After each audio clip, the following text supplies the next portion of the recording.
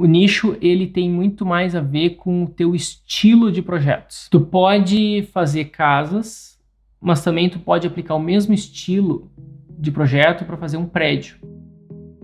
Só conheço um jeito de ter sucesso na arquitetura, que é construindo uma marca, ou seja, um nome. E para o teu nome se destacar no mercado, ele precisa estar sustentado em 3 pilares: atração, técnica e lucro. Seja bem-vindo ao podcast Estratégia Arquitetura. E o tema de hoje é como se posicionar na arquitetura. Há muito tempo eu já estou falando por aqui que para a gente se posicionar na arquitetura, isso na verdade não é uma opção, é um dever, né? Para a gente sobreviver no mercado, a gente precisa se posicionar. Porque se a gente não se posiciona, o mercado não entende o que a gente está fazendo e dificilmente ele vai nos escolher. Como é que a gente vai se posicionar na arquitetura? Bom, tem estágios da carreira, né? E uma coisa é o início da nossa carreira e outra coisa é quando a gente está numa fase mais madura. No início da carreira, a gente não precisa, e acho que não deveria, na verdade, estar muito restrito, muito posicionado. A gente tem que ter uma postura mais aberta, mais ampla e um pouco mais variada no início da carreira. Então, a gente não precisa ter, digamos, essa obsessão por posicionamento, porque a gente precisa se conhecer melhor, conhecer o mercado melhor. E depois que a gente já passou por esse estágio, aí sim a gente vai escolher um nicho e a gente vai se posicionar nele. Então vamos discutir como que a gente vai se posicionar na arquitetura. Em primeiro lugar, a gente vai desenvolver um método, tá? Um método de avaliação se a gente está bem posicionado. Esse método baseia-se em 3 pilares. Método 1 é o método AHM. AHM vai ser o nome do método. Então, em primeiro lugar, a gente tem que ter afinidade com esse nicho que a gente está querendo atuar. O que significa afinidade? Afinidade é tipo gostar, é tipo ter uma paixão, é tipo isso tá com um cheiro que tu vai te dar bem nisso, tá? Então, essa afinidade, isso é bem importante. H, o que é H? H é habilidade. Então, é diferente de afinidade. Afinidade tem muito mais a ver com o que tu gosta. E habilidade significa que tu tem essa skill para isso. Ou se tu não tem ainda essa skill, se tu não tem ainda essa habilidade desenvolvida, isso tá te cheirando que tu consegue aprender ela, tu consegue aprimorar ela. Esse é um dado muito interessante. Geralmente ele tá perto da paixão, mas não necessariamente. Muita gente, por exemplo, eu gosto de ouvir música. Eu sou um cara que eu gosto de ouvir música, mas eu não tenho habilidade nenhuma para produzir música. Eu não sou um cara músico. Então a gente tem que ter cuidado, tá? Nem tudo que a gente gosta, a gente tem capacidade de fazer. E, então, nosso método é AHM. O que é o M? O M é uma coisa que eu falo bastante aqui. É mercado. Então, o que é o mercado? O mercado é se tu vê que tem mercado para tu atuar nesse nicho. Vamos supor que tu tá escolhendo um nicho, que tu tem uma paixão e tu é bom nisso, tu já viu que tu é bom nisso, mas tu tá numa cidade muito pequena e aquele nicho é muito restrito. Por exemplo, tu quer fazer coworkings. Tu ama coworkings, tu pesquisa coworkings no mundo inteiro, internacionais, tu ama esse tema, e tu acredita realmente que isso é o futuro, ninguém mais vai ficar alugando sala e arcando com suas despesas fixas, normais, aquele monte de problemas que tu tem que ficar atuando, né? Porque isso é uma tendência, na verdade, né? Então as empresas, elas não querem mais ficar administrando o seu local e elas querem terceirizar isso, por isso que elas vão para uma unidade. Alguém tem um administrador local que compra cafezinho, papel higiênico, verifica se a lâmpada queimou, vai lá e troca. E tu acredita muito nisso, todos os teus tu tá acreditando e tu quer te especializar nesse nicho, só que tu tá numa cidade tão pequena de 15.223 pessoas.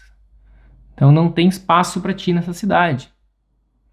Tá? É tão pequenininha que vai ser complicado. Então Tu tem paixão, tu tem habilidade, mas o mercado não confere. Daí tu vai ter que mudar alguma coisa.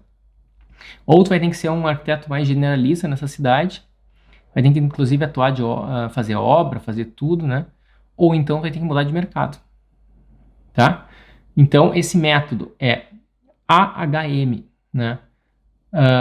A é afinidade, afinidade entende-se por paixão, por alguma coisa que tu gosta.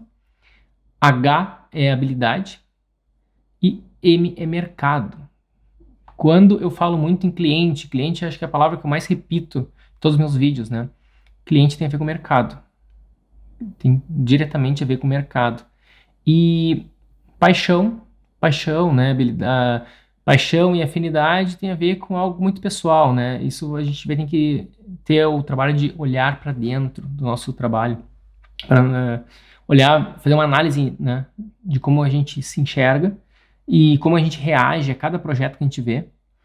Por exemplo, eu não sou um cara que me comovo com casa-cor, mas a maioria dos arquitetos adoram casa-cor. A casa-cor foi um grande nome, né? Ela tem um nome muito forte na arquitetura. E às vezes eu falo um pouquinho mal da casa-cor aqui, às vezes eu vejo que tem muita repercussão, né? Então, não que eu nada contra a casa-cor, né? Eu só quero dizer que a casa-cor não é nem de longe um padrão premium, né? Isso não é não, tá? Casa-cor é classe média. Habilidade. Como desenvolver habilidade? Leonardo, eu tô numa cidade grande e ainda por cima eu quero trabalhar online. Quero atender a clientes em todo o Brasil. Então o mercado para mim é grande, tem mercado. E eu sou apaixonado por tal segmento, por tal nicho. E eu não tô ainda 100% seguro ou segura que eu tenho habilidade suficiente para atuar nisso. Como é que eu resolvo essa parada, Leonardo? Bom, então se tu tem paixão, né? Paixão, afinidade, e também tu tem o mercado, tu quer trabalhar a habilidade. Essa habilidade é uma peça-chave, porque se a gente não tiver habilidade, a gente pode ser um charlatão no mercado. Faz sentido, né? Se a gente vende algo e diz para o cliente que vai ser algo super incrível e depois não é tudo aquilo. Daí a gente tem esse problema, tá?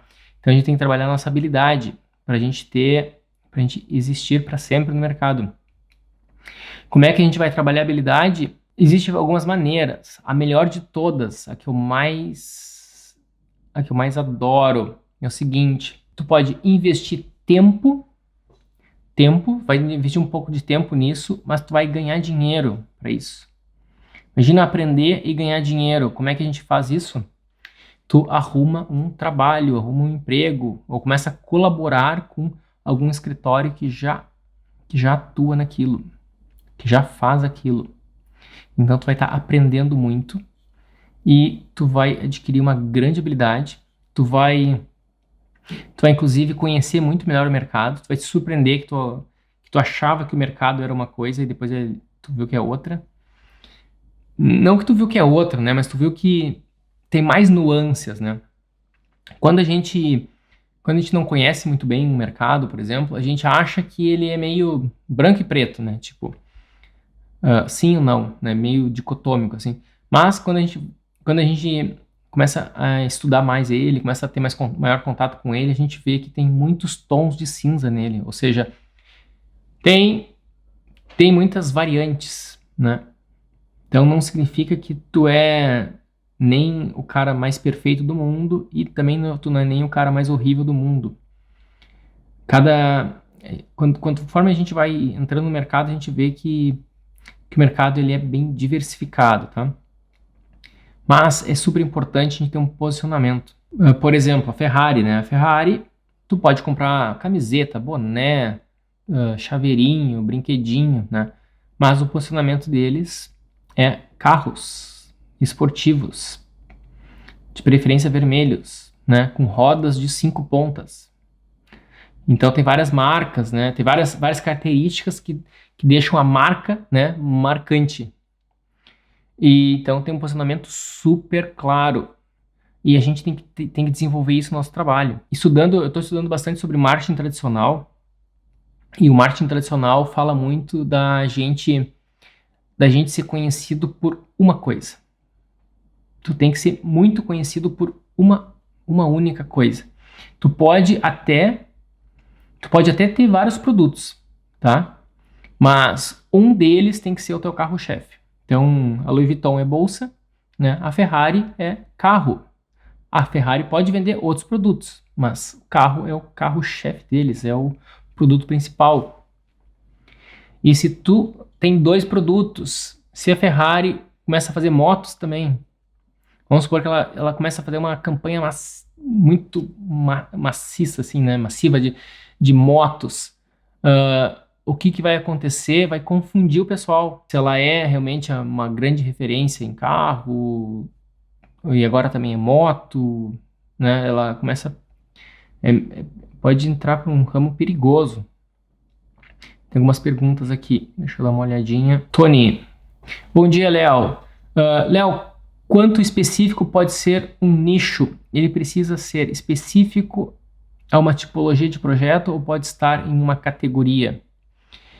Eu acho que pergunta genial essa, tá? Essa aí vale discorrer sobre ela. O nicho, ele tem muito mais a ver com o teu estilo de projetos. Tu pode fazer casas, mas também tu pode aplicar o mesmo estilo de projeto para fazer um prédio. Por exemplo, se tu tem um estilo de casas e aquelas casas têm características como elementos naturais, usa muito pedra, concreto aparente, pedra natural, madeira, e daí tu vai fazer um prédio, tu vai trazer todos esses elementos pro prédio. Tu não vai fazer um prédio com um reboco texturizado se não é aquilo que a tua arquitetura faz. Então tu vai trabalhar esses elementos nas outras tipologias. E, na verdade, tu está sendo conhecido principalmente por casas, nesse caso. Eu tô dando um exemplo hipotético, tá? Que é um pouco mais a ver com a minha história. E se eu for fazer um prédio, eu vou levar os elementos da casa, que eu vou tentar maximizar o tamanho das esquadrias, tentar fazer um prédio mais minimalista, e eu vou fugir, como o diabo foge da cruz, eu vou fugir das tipologias tradicionais de prédios. Porque da mesma maneira que eu baseei toda a minha história numa arquitetura diferenciada de casas, eu não posso correr o risco de assinar o projeto de um prédio que ele fique muito comum, que ele fique parecido com os demais prédios do mercado. Isso estaria prejudicando demais. Então, olha só que pergunta massa do Tony, né? O quanto específico pode ser um nicho? Ele precisa ser específico a uma tipologia de projeto ou pode estar numa categoria?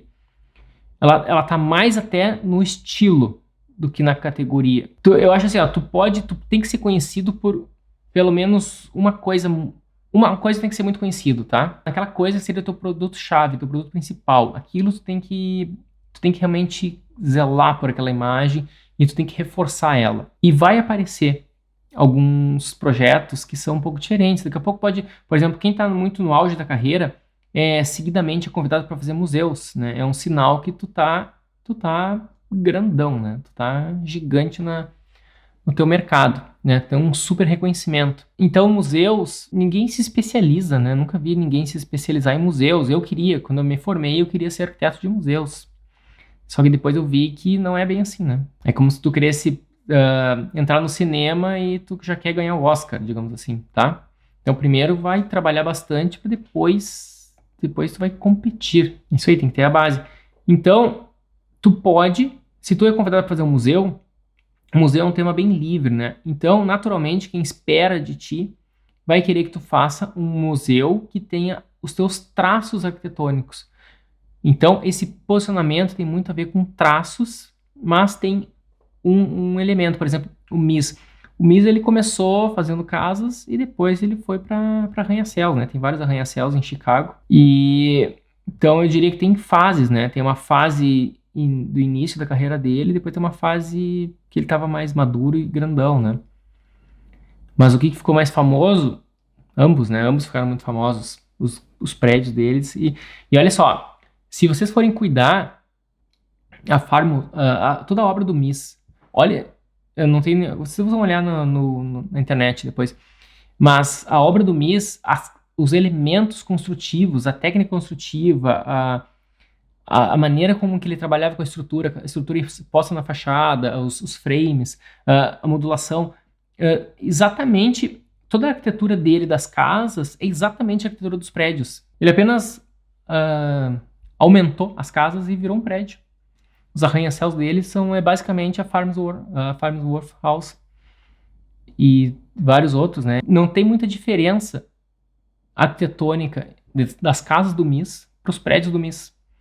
Então, ele é famoso e o fato de ele ser famoso, reconhecido, eu sou muito fã do Mies van der Rohe, né?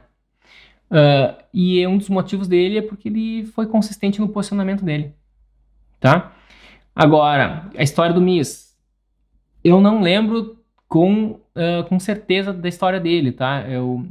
Mas eu sei que o pai dele trabalhava com mármores, e então ele tinha um grande conhecimento de mármores, e porque ele já era da família dele, e quando ele foi convidado para fazer, eu não sei muito bem como é que aconteceu o Pavilhão Barcelona, se ele foi convidado, como é que funcionou isso, mas quando ele fez o Pavilhão Barcelona, ele, por ser profundo conhecedor de mármores, ele usou muito mármore, né? E fez uma série de combinações, usou mármores em grande formato, usou combinações, foi flipando, né? Dando um mirror, espelhando os mármores, e fez o Pavilhão Barcelona, tá? Além disso, e também eu já vi que as primeiras obras dele também não eram tão fantásticas assim, né? Então ninguém começa lá de cima, tá? Então é normal. Então, Tony, essa pergunta é genial, tá? Essa categoria, né, ou esse estilo, essa tipologia de projeto tem mais a ver com o teu estilo, com o teu traço, com os teus valores em arquitetura. Esses valores, eu estou falando de valores estéticos, tá? E conceituais. Tony mandou outra pergunta. Você comentou sobre coworking. Ele estaria dentro de uma categoria comercial, escritório? É difícil usar o segmento comercial como nicho. O jeito que eu enxergo o coworking aqui, porque é uma coisa que eu atuo bastante aqui na Inglaterra, tá? Eu colaboro junto com alguns escritórios que atuam muito nesse segmento. Então, por isso, eu acabei tendo que estudar muito sobre isso. O coworking aqui é uma solução. Isso é muito mais a ver com a mudança cultural da população, e daí a arquitetura vai atendendo ela, tá? A arquitetura vai correndo atrás do que a cultura da população já está mudando. Então agora tem uma grande força do Covid, né? O Covid-19 chegou, botou todo mundo em casa, preso em casa, todo mundo começou a trabalhar de casa, todo mundo, quando vai entrar na casa de alguém, vai ser na rua, já tem que usar máscara, tem aquele distanciamento social, isso está mudando drasticamente a arquitetura. E essas grandes mudanças são uma incrível oportunidade de tu te firmar em novos segmentos, em novos nichos. Então, falando de coworking, que é um movimento que começou já há alguns anos, ele vem dessa busca, né, das pessoas, buscar o propósito, buscar a sua independência do trabalho, sair de ser um funcionário que trabalha das 9 às 6, e isso é muito forte nos grandes países, né? Porque nos grandes países não é comum tu empreender, o jovem empreendedor não é comum, enquanto é muito mais comum tu ser empregado de grandes corporações. No Brasil é o contrário, no Brasil é muito comum ter o microempreendedor, né? O microempreendedor ele é muito comum no Brasil. Mas então esse movimento do coworking veio muito mais forte nos grandes países como Estados Unidos, Inglaterra, toda a Europa, né? Então as pessoas, em busca desse propósito, desse significado maior de vida, de ter um trabalho que não reflete só um ganha-pão, que não reflete só um ganho financeiro, mas sim algo maior do que isso, que tem a ver com realização pessoal, tem a ver com um propósito de vida, ajudar as pessoas. Daí, nessa linha, o que o pessoal inventou foi um ambiente colaborativo, todo integrado, em que tu aluga uma mesa, né? Pode ser uma estação de trabalho, uma salinha pequena, e tem esse espaço aquela administradora, né, que quem aluga esse espaço cuida de tudo para ti. Se queima a lâmpada, cuida da folha da impressora, compra a impressora, se acaba o torno da impressora, ela substitui. Então tu paga uma mensalidade fixa e tá tudo incluído. O mais famoso de todos é o WeWork. O WeWork, volta e meia eu falo dele aqui. O WeWork, ele dá até cerveja pro pessoal, é cerveja liberada, ele dá uma série de coisas, né? E então, ele tem essa... Ele conecta... O slogan do WeWork é... Eu esqueci. É alguma coisa com love. Love what you do. Alguma coisa assim, tipo, ame o que você faz. Eu esqueci o slogan dele, mas é uma... Ele tem uma... É uma das grandes empresas, né? Acho que é a maior do mundo, a mais famosa do mundo é o WeWork. Então, é uma grande referência nisso. Ela tem esse reflexo, ela tem essa cultura, e como que tu traduz isso na arquitetura? O traço de qualquer coworking desse estilo transmite mobiliários que são muito variados, assim, uma poltrona muito antiga, com uma cadeira fininha, moderna, com um tapete todo esquisito, rasgado, um sofá todo com cara de vovô. Parece que tu juntou o mobiliário da avó com o mobiliário da IKEA, né, da Tok-Stock, com o mobiliário da... E a obra parece que não acabou, então tudo tá, instalações, tudo aparente. O que significa isso? Tem a estética do work in progress, né, do trabalho em andamento, de algo está sendo construído, muita transparência, e os mobiliários, cada um de um tipo, né, como dizem uns amigos meus, né, cada um de um pelo, né, cada um de uma cor diferente, assim. Isso mostra o heterogêneo, né, as pessoas, cada uma são de uma nacionalidade, cada um tem que nem nessa live aqui, tem homens, mulheres, jovens, mais velhos, então tem tudo. Então, esse é o sinônimo, né? Então são jovens, não necessariamente jovens, mas são pequenos empreendedores que têm um sonho de ser grandes e têm um grande propósito de mundo, assim, né? Um grande propósito de vida que é mudar o mundo através do empreendedorismo deles, né? Cada um com a sua proposta individual, mas é colaborativo. Então, quem está iniciando esse novo mercado, esse novo negócio, quer trocar ideias, quer... Então, o coworking veio justamente disso. Isso se reflete na arquitetura. E como é que do ponto de vista do investidor, tá? É muito barato tu construir isso, porque tu não vai gastar em forro de gesso, tu pode pegar qualquer mobiliário velho e põe ali de qualquer jeito, entendeu? Então, tem várias vantagens nisso, né, nessa arquitetura, que agrada todo mundo. Agrada o usuário, agrada o investidor, porque é barato de fazer, fica bonito, assim, eu como arquiteto acho legal, assim, é uma coisa que inicialmente eu era muito...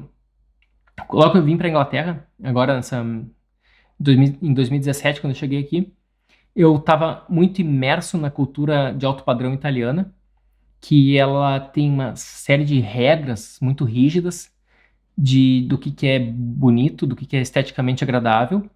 E quando a gente vai fazer um coworking, todas essas regras são quebradas, e eu tinha um pouco de dificuldade de entender o que era aquilo, que eu achava muito bagunçado aquilo, não conseguia achar bonito. Daí, de tanto conviver com aquilo, eu comecei a entender o porquê daquilo, e aí sim que a ficha começou a cair, e eu comecei até a gostar daquilo, tá? Só que aquilo não é alto padrão, não é alto padrão, não é... Mas é bacana, tá? Reflete bem o espírito da população, o espírito esse 2019, 2020. Agora, para falar bem verdade, em 2020, então o que está acontecendo hoje? Hoje os coworkings estão fechados aqui, né, desde o lockdown. Então a gente está até tentando entender muito bem como é que vai ser esses novos espaços.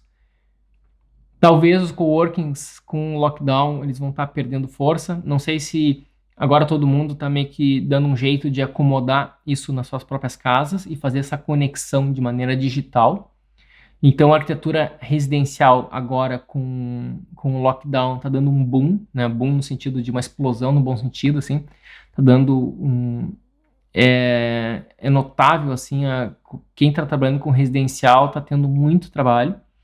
O comercial ele está se modificando. Então é um momento incrível, um momento ímpar, né? Um momento único da nossa... Único não digo, né? Talvez vão acontecer vários. Mas é um momento imperdível, eu diria, para a gente estar se recolocando no nosso posicionamento nesse momento aqui, tá? Então, lembre do nosso método, tá? Então, temos AHM para a gente achar o nosso posicionamento. Temos que achar um nicho que a gente tem afinidade, a gente tem que ter H de habilidade e M de mercado. A gente tem que enxergar mercado, a gente tem que sentir cheirinho de dinheiro nele, tá? Quando eu cheguei no Brasil, eu comecei a participar de concursos, fiz projetos urbanos, fiz projetos de tudo que era tipo, e eu estava frustrado que não estava ganhando dinheiro com ele, com nada daquilo, não estava gostando dos meus negócios. Daí eu comecei a resgatar memórias e comecei a dar uma olhada na internet e eu vi que o alto padrão residencial, e aquilo ali me fazia, tava com cheiro que dava dinheiro aquilo. E daí eu fui para esse nicho. Daí eu vi que eu gostava de fazer e daí eu desenvolvi a habilidade, eu não tinha habilidade, comecei a estudar, desenvolvi essa habilidade. Então olha só, que eu aconselhei para vocês antes, né? Desenvolver habilidade trabalhando em um lugar que fazia. Só que eu estava no Rio Grande do Sul e aquela estética de residencial que eu estava me apaixonando e que eu estava sentindo estava cheirando um excelente mercado, que não existia aquele mercado no Rio Grande do Sul, eu não tinha com quem trabalhar. Ou eu ia para São Paulo para tentar trabalhar com o ISAI, com o MK27, que estava meio fora dos meus planos, ou então eu tive que descobrir por conta, entendeu? Eu tive que descobrir como trabalhar, eu tive que descobrir os projetos, comecei a estudar eles como um louco, e daí eu fui masterizando, fui, digamos, copiando muita coisa, até que chegou um momento que eu comecei a desenvolver o meu estilo, né? Então a gente vai copiando partes. Primeiro, as primeiras casas que eu fiz, eu cheguei, né? Tinha chegado na Inglaterra, comecei a fazer casas com laje plana, nada de vigas, cheguei para o estrutural, ó, aqui eu não quero nada de vigas, tudo laje plana, e vai ser assim a casa. E não tinha muito a ver com as casas do ISAI, nem com o do MK27. E daí eu vi que estava dando muito problema na obra, o engenheiro não queria fazer aquilo, queria botar viga, dizia que aquilo era absurdo, fazer laje plana, e eu tinha acabado de voltar da Europa, onde ninguém usa viga, o padrão aqui é laje plana, e eu querendo usar o sistema construtivo europeu, né, no Brasil não estava funcionando. Daí eu comecei a ir pro ArchiDaily, comecei a olhar as obras do MK27, do ISAI, vendo aqueles cortes, e eu vi que eles botavam vigas, né? E eu comecei a questionar, por que esses escritórios são tão massa, ficam usando vigas? Daí, quando chegou a etapa de botar ar-condicionado, eu descobri que na Europa o pessoal não usa ar-condicionado, porque aqui é muito frio, eles não têm necessidade de ter ar-condicionado, é muito raro ter ar-condicionado em algum lugar aqui, apartamentos, casas e apartamentos são difíceis. Aqui o bicho pega é na calefação, e calefação é outra lógica. Então eu comecei a entender que as vigas eram muito bem-vindas. Daí eu comecei a botar viga nos meus projetos melhoraram muito. E é por aí. Então eu não ganhei. Quem patrocinou no caso foi meus clientes, né? Meus clientes que patrocinaram o meu aprendizado. Essa é uma outra técnica. Mas se tu for trabalhar com alguém, tu vai aprender mais rápido. Eu teria aprendido muito mais rápido se eu ficasse 6 meses trabalhando com o ISAI, eu tinha aprendido muita coisa, tá? Eu demorei muito mais tempo para aprender aquilo. Fernando mandou uma pergunta. Bom dia, Leonardo. Bom dia. Podemos se posicionar na arquitetura desenhando uma casa impactante com o nosso dinheiro próprio? Desenhar é fácil, difícil é construir. Com certeza, Fernando. Vai fazendo, não uma casa. E dificilmente tu vai conseguir algo impactante de uma casa. Tu tem que fazer muitas. É como uma criança, o primeiro passo da criança não é o mais bonito. É todo desengonçado e ela, às vezes, nem consegue caminhar na primeira tentativa, tá? A primeira vez que tu andou de bicicleta também não foi tão boa, né? Também foi todo desengonçado. A primeira vez que tu foi pintar alguma coisa também. A primeira vez que tu foi tentar escrever a letra A, né? Quando tu começou a estudar, quando foi alfabetizado, as primeiras vezes que tu tentou escrever também não ficou boa. Então, para tu ter uma arquitetura de alto impacto, uma arquitetura que consiga comover o cliente, tu vai precisar de mais tentativas do que só uma. Mas com certeza vai fazendo várias. E para tu conseguir comover o cliente, tu vai precisar de um elemento muito importante, que é o tal do cliente. Tu vai ter que ter contato com clientes de verdade. O cliente é alguém que eu chamo aqui às vezes de pessoas normais, ou então eu chamo de leigos, tá? Eu gosto até de chamar mais de pessoas normais. O arquiteto, ele é um ser diferente, tá? Então existem as pessoas normais e existem os arquitetos. E arquiteto gosta de coisas que pessoas normais geralmente não gostam. E além disso, tem coisas que as pessoas normais gostam que arquitetos não gostam. E tu vai ter que trabalhar nisso. Deixa eu fazer um gráfico para vocês aqui. Olha só, esse gráfico aqui, tá? Então, existe coisas que as pessoas normais gostam e existe coisas que arquitetos gostam. E a arquitetura de alto impacto, a arquitetura dos sonhos, a arquitetura que vai realmente te levar longe, é essa daqui, a do meio. Só que para ser mais realista, é assim, tá? Não é tão fácil. Tem muita coisa que tu gosta, tem muita coisa que o cliente gosta, e tu vai ter que encontrar onde é que tá o overlap, a intersecção desses dois mundos aqui. Então, se tu ficar só experimentando a tua arquitetura, tem muita coisa que tu gosta, mas quando tu vai botar no teu Instagram, talvez só teus amigos arquitetos gostem, e talvez teu professor pode até gostar, alguns deles podem gostar, mas tu tem que fazer arquitetura para pessoas normais, né? Quando eu abri meu escritório em Porto Alegre em 2009, eu tinha feito um slogan, né? Que era Mader Arquitetos. Era Architecture for People. Eu tinha botado em inglês, né? Mas era arquitetura para pessoas. Depois eu comecei a achar... É que pra eu tava pensando nisso, né? Nessa ideia, mas ninguém entendia, né? Eu peguei e tirei. Claro, tirei esse slogan. Porque não, todo mundo achou óbvio, né? Vai ser arquitetura para cachorro, né? Para passarinho, não, né? Mas era para isso, era para dizer que queria dizer que eu estava preocupado com as pessoas e não era para arquitetos. Só que ninguém entendeu. Daí eu mudei para arquitetura contemporânea, que era um termo que não se falava. Em 2009 não era um termo muito comum esse. Hoje virou bem comum. Léo, quando saí da faculdade, o que eu realmente gostava era de arquitetura cultural, mas na minha carreira atual, o que eu mais faço são interiores. É muito sonho querer fazer essa transição para teatro, centro de eventos. Tony, é o seguinte, como é que a gente executa um grande projeto? É por partes, tá? Tu quer fazer uma grande transição.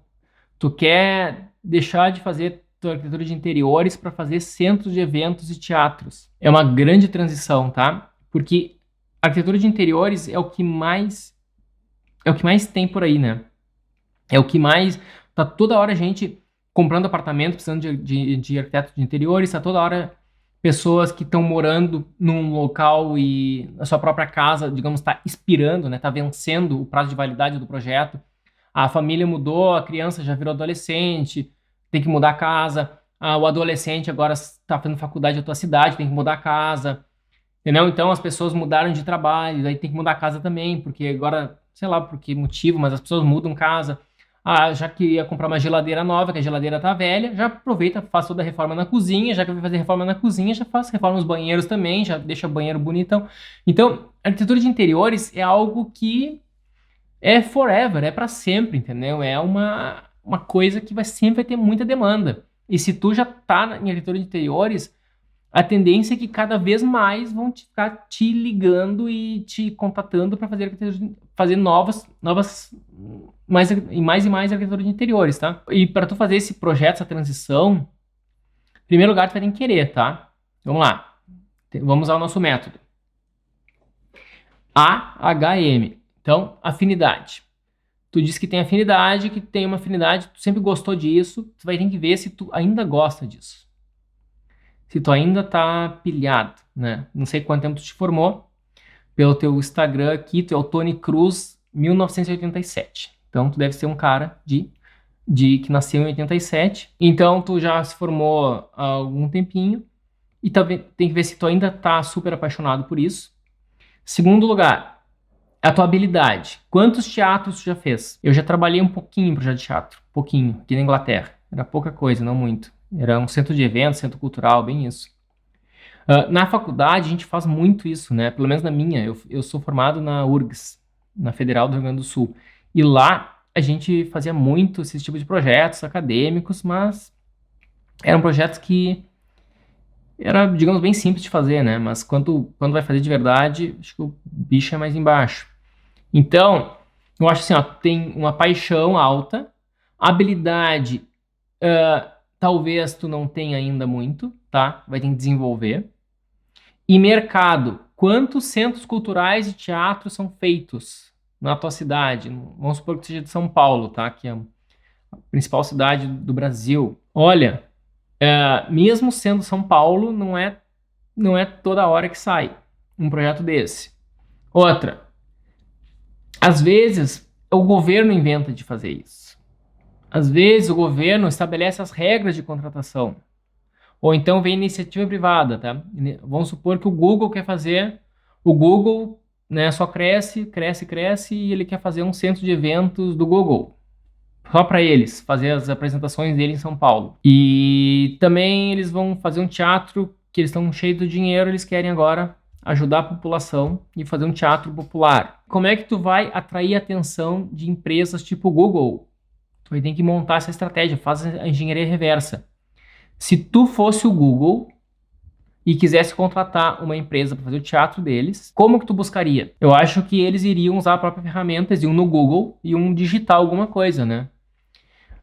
Arquitetura, Centro de Eventos, São Paulo. Então tá, eu falei do Google, né, por coincidência, mas em primeiro lugar, eu usaria o Google para isso, como estratégia. Tu tem que aparecer no Google, quando alguém digita no Google, falei tanto do Google agora que confundiu as explicações, tá? Mas um jeito de marcar posicionamento é o que as pessoas buscam no Google. Por exemplo, se alguém digitar arquitetura teatro, arquitetura centro cultural, São Paulo, tu teria que estar aparecendo nas pesquisas da internet. Isso é uma coisa. Daí, alguém que está procurando vai entrar no teu site e vai ver o que tu produziu disso. Talvez sejam só renders. Talvez esse é um tipo de projeto tão raro, tão único, né? Que talvez, e tão caro também de contratar, que talvez eles vão querer alguém que já tem um pouco mais de experiência. Então vamos por partes, como eu disse. Se tu quer fazer um grande projeto, divida isso em partes. Faz uma transição. Sair do interior, sair de projetos interiores direto para uma coisa tão grande como essa, que é centro de eventos, vai ter que estabelecer metas intermediárias, e essas metas intermediárias é que vão estar te levando para esse caminho. Esse caminho pode ser, tenta primeiro fazer uma loja, entendeu? Não sei se já trabalha com comercial. Se tu está fazendo muito apartamentos, primeiro faz uma loja, que é um passo menor, tá? Porque senão é um salto muito grande. Por mais que tu faça excelentes renders, dificilmente a Mastercard, sei lá quem, uma grande empresa aí vai te contratar, o estado de São Paulo, quem for, né? O governo também tem políticas próprias de contratação, tá? Eu não sou muito de governos para arquitetura. Eu gosto mais da iniciativa privada. Então, eu faria isso. Primeiro faz uma loja, depois faz uma loja maior, né? Daí tu vai fazendo espaços que vai tendo uma pegada mais social, e daqui a pouco tu tá fazendo um teatrinho pequeno, daqui a pouco tu tá fazendo um teatrinho infantil, alguma coisa assim, né, que é bem mais simples, para uma escolinha, e daí tu vai aumentando isso e tu vai pegando a tua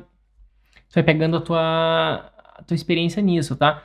Quando tu vai fazendo um teatrinho infantil, tu já vai pesquisar um pouco sobre cadeiras, tu vai pesquisar um pouco sobre iluminação, daí tu já viu que tu já tem um pouquinho de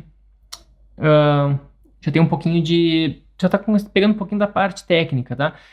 E daí, quando o cara fez um teatrinho infantil, ele já tá pronto para fazer um teatro de um banco. Daqui a pouco um banco quer fazer um teatrinho lá, um teatro de 60 pessoas, já vai ter um projetor, já vai ter uma iluminaçãozinha ali e tal, um pouquinho mais profissional. E daí tu já tá indo aos poucos. Vai ter que ser assim, tá? É possível? É. Só que tu vai ter que, se tu quer muito isso, tu vai ter que lutar contra os vários e vários clientes e WhatsApp que vão estar ligando para ti, dizendo, te convidando, querendo, me manda uma proposta, tem um apartamento tal, tu fez o projeto com a fulana, eu quero fazer um contigo também, ela me indicou, entendeu? Então, como tu já construiu um histórico num segmento, aquilo vai naturalmente, por algum tempo, ele vai estar sempre, vai te dar frutos, vai te dar clientes, né? Vai ter que balancear isso, entendeu?